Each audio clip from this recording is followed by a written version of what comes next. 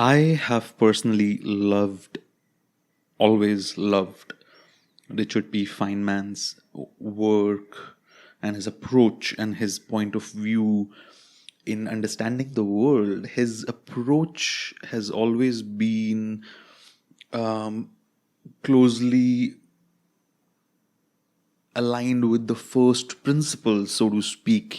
Just this absolute radical looking at the radically looking at the world in a new light all the time.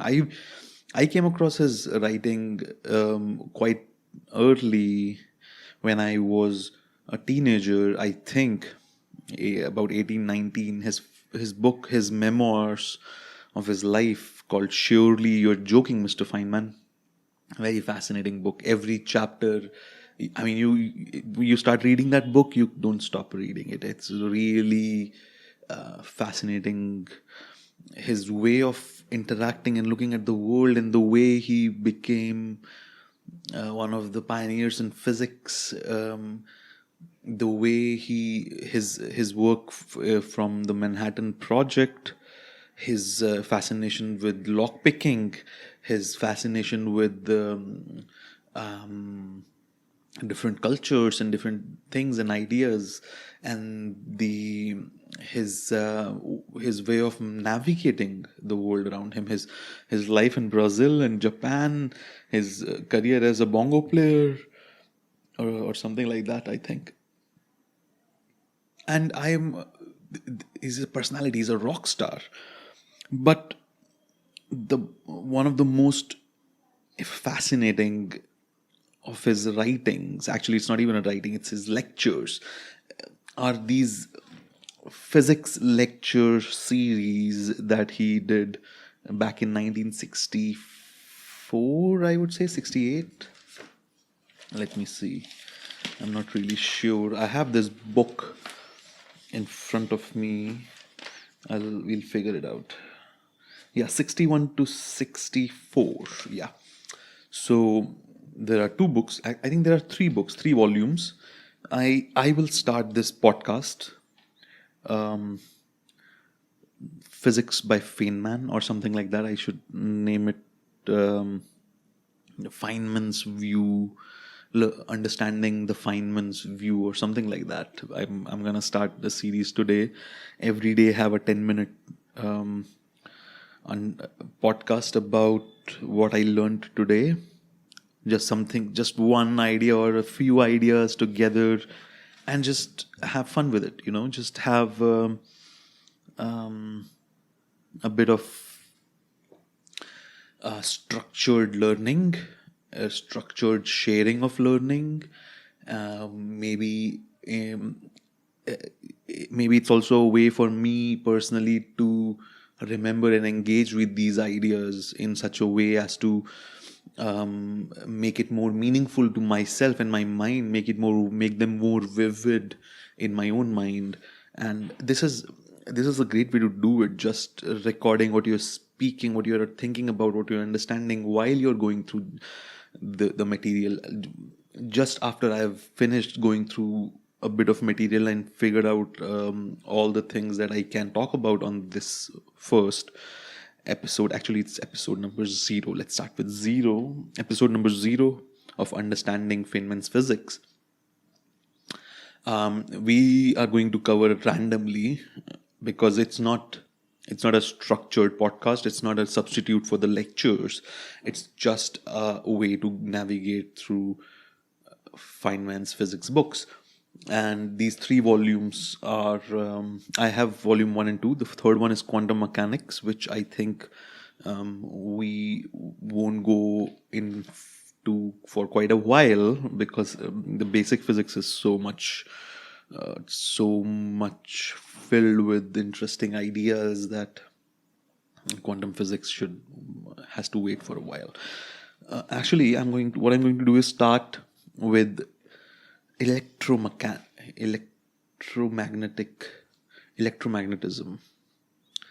Electromagnetism has a fascinating history. Well, I started reading about electromagnetism in Feynman's words in volume 2, and then I realized he has something to say in volume 1 about electromagnetism. What's wrong? Electromagnetism. Yeah. So he starts with he starts with just explaining how interesting the whole electromagnetic situation is. This is how I started. I started this book actually quite a few months ago, 3 months ago. I came across this understanding that that the energy that we call nuclear energy is actually not nuclear energy; it's electrical energy. I made a video on that, which is available on my other channel, WikiLearn Productions, and you can go and see that video. But then I realized that's just one idea that's on the second page of the that idea that is on the second page of the book, and I managed to make a video on it. So this book is filled with so many interesting ways to look at the old phenomena. I've studied physics in school, in the last 2 years of school, the higher physics, the a bit of relativity, and I think a bit of quantum mechanics formally, but not that much. I don't remember much. But I have some background of physics. It's not that I'm completely new to all physics. I know a little bit about gravity. I can understand a little bit about electromagnetism and different forces and how they interact in different ways, and I can make sense. I can navigate the area around me, around this field, with some informed understanding. So the fact that Feynman can take me back to the first principle so easily is actually even more fascinating for someone who's already learned it, because when you learn it in the schools, it's not as good.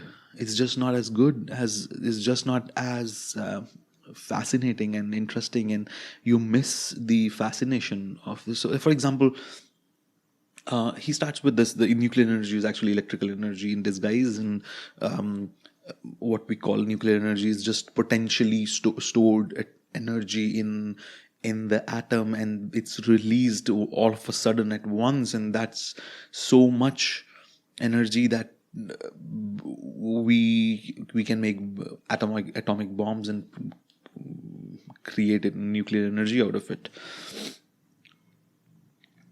Secondly, the he talks about how electromagnetism, and when James Clerk Maxwell, figured out his electromagnetic equations, he realized that one of the parts of that equation refers to radiation, light, X-ray, gamma rays, radio waves, and short wave radio, long wave radio, microwaves, and cosmic waves, and infrared and ultraviolet, and last but not least, visible light. All of that is actually electromagnetic phenomenon. That's a strange understanding. That's a strange way to see the world. All the light that is falling in your eyes right now, all the photons that are landing in your light right now, are being observed because this electromagnetic radiation that falls on your eyes can titillate the electrons that are susceptible, that are there to catch that change and tell the mind that light is falling, and this is the intensity of the light that is falling. And that's all electromagnetic. That's all electromagnetism. That's all electromagnetic waves exciting the electrons of my eyes. So he has this really fascinating the way he just says all these things is so interesting. So I'll just quote him. Perhaps the most dramatic moment in the development of physics during the 19th century occurred to J.C. Maxwell, James Clerk Maxwell, one day in the 1860s when he combined the laws of electricity and magnetism with the laws of the behavior of light. As a result, the properties of light were partly unraveled. That old and subtle stuff that is so important and mysterious that it was felt necessary to arrange a special creation for it when writing Genesis. Maxwell could say, when he was finished with his discovery, let there be electricity and magnetism, and there is light. For this culminating moment, there was a long preparation in the gradual discovery. So this is just his way of this is actually from volume 1. There is just one introductory chapter in volume 1 of this 3-part series, and the chapter name is called Electromagnetic Radiation. It's in chapter number 28. As the second paragraph, it's just out of the box. He is trying to put the historical view of the discovery in light, because that's where the fascination comes from. The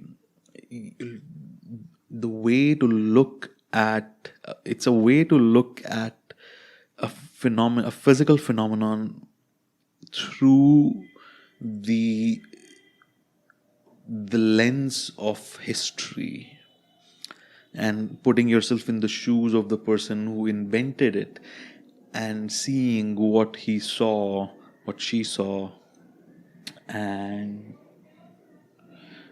getting fascinated by it. Whoa. So this is an introductory podcast, and we will resume tomorrow and every day, and just 10 minutes, 15 minutes, maybe 20 minutes daily dose of Feynman's physics. Hope you enjoy it as much as I enjoyed making it. Thank you for listening. Episode number 0, Understanding Feynman's Physics.